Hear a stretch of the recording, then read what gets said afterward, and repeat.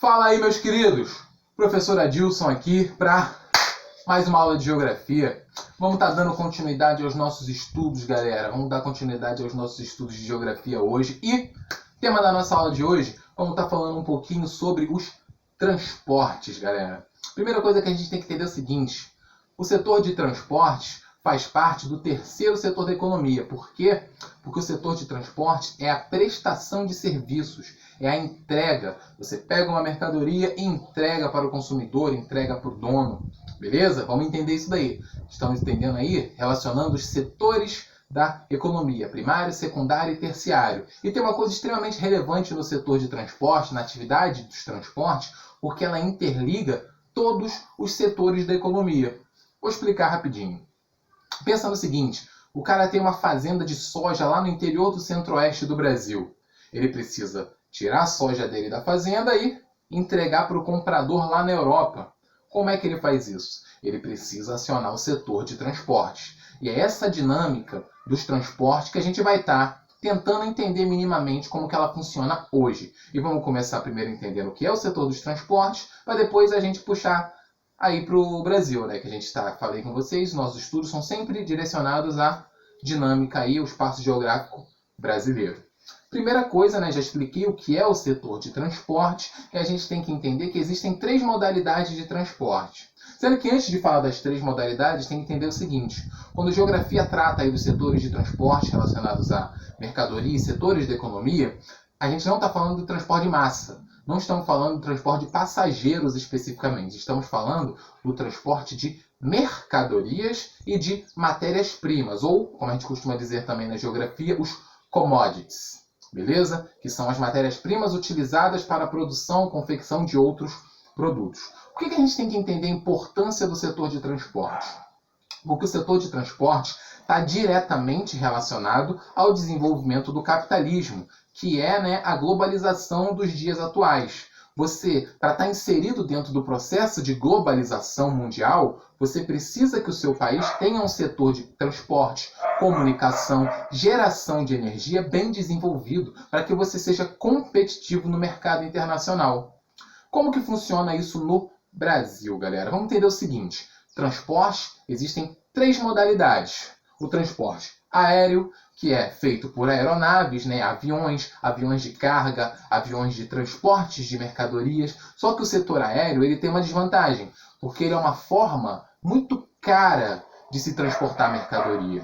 Para você manter uma aeronave no ar, você precisa de um investimento muito grande.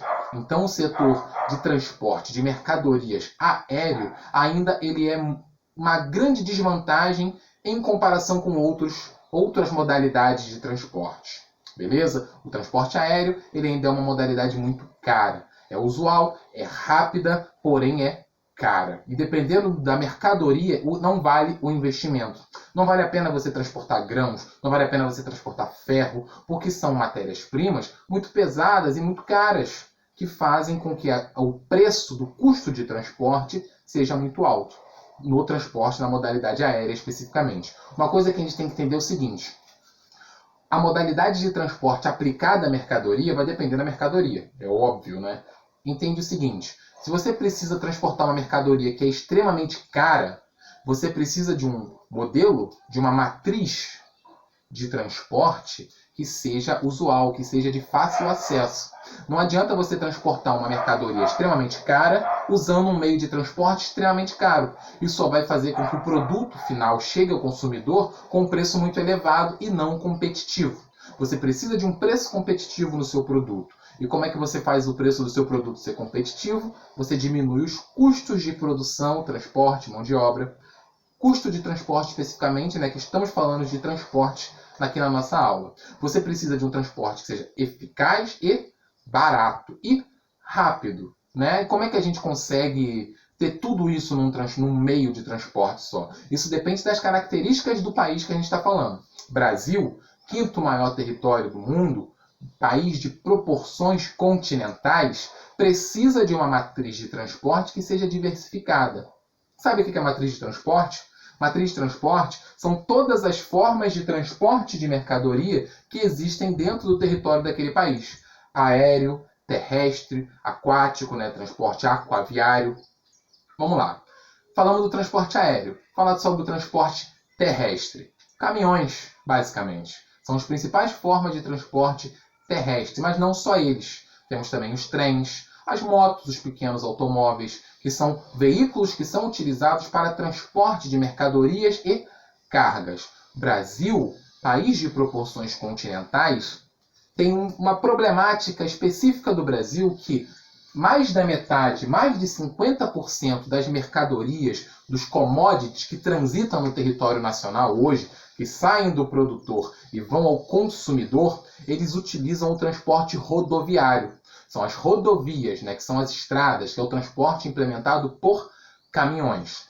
Qual é a grande problemática disso, galera? Num país tão grande quanto o Brasil, nós deveríamos ter uma matriz um pouco mais diversificada. Nós temos transporte aquaviário, temos transporte ferroviário, temos transporte aéreo de mercadorias, Porém, efetivamente, eles não funcionam tão bem juntos quanto poderiam funcionar. Entende o seguinte, num país tão grande quanto o Brasil, nós precisávamos que o nosso setor de transporte, de mobilidade de mercadorias, fosse mais interligado. Por exemplo, você pega o seu produto lá da fazenda, de novo, aquele exemplo, pega a soja lá no interior do centro-oeste do Brasil, tira de caminhão da fazenda e leva até uma ferrovia, bota no trem e leva até o porto no litoral. No litoral ele entra no navio e parte. O grande problema é que falta essa interligação. A malha ferroviária brasileira ela ainda é muito inexpressiva em comparação a outra modalidade principal, que é a modalidade rodoviária. O Brasil tem algumas problemáticas que, devido ao tamanho do seu território, deveriam ser enfrentadas de outras formas pelo poder público. Parte do princípio seguinte: transporte aquático no Brasil. O Brasil, desde o seu processo de colonização, os rios interiores do Brasil eram utilizados para transporte de cargas, transporte de pessoas, transporte de mercadorias. Porém, o desenvolvimento da sociedade brasileira, a urbanização, acabou inutilizando grande parte desses rios que eram utilizados. Ainda hoje, no norte do Brasil, nós temos ainda uma malha hidroviária que é muito utilizada para o transporte de pessoas e de algumas mercadorias de pequeno porte, mas não da forma que se poderia se potencializar esse transporte no Brasil hoje. Beleza? Entende o seguinte: aconteceu um fato durante o desenvolvimento histórico do Brasil, onde o Brasil simplesmente escolheu investir mais nas rodovias. Isso aconteceu durante o governo de Juscelino Kubitschek, mais principalmente ali durante os anos de 1956 e 1960. Foi quando o Brasil investiu pesadamente na sua malha rodoviária. Por quê? O Brasil achou que era melhor investir nas rodovias? Também, porém, sofreu grande pressão de empresas montadoras multinacionais que estavam se instalando no território brasileiro, galera. Para atender a necessidade de empresas estrangeiras automobilísticas, o Brasil viu que precisava investir em rodovias. Não adianta, você não vai conseguir atrair montadoras de veículo para o Brasil se os veículos não tivessem aonde transitar. Então, uma forma de incentivar que grandes empresas estrangeiras se instalassem no Brasil para montar seus veículos foi mostrar que o Brasil teria uma malha rodoviária para que esses veículos transitassem. Tendo uma malha rodoviária, você tem mercado consumidor, pessoas que vão estar adquirindo esses veículos.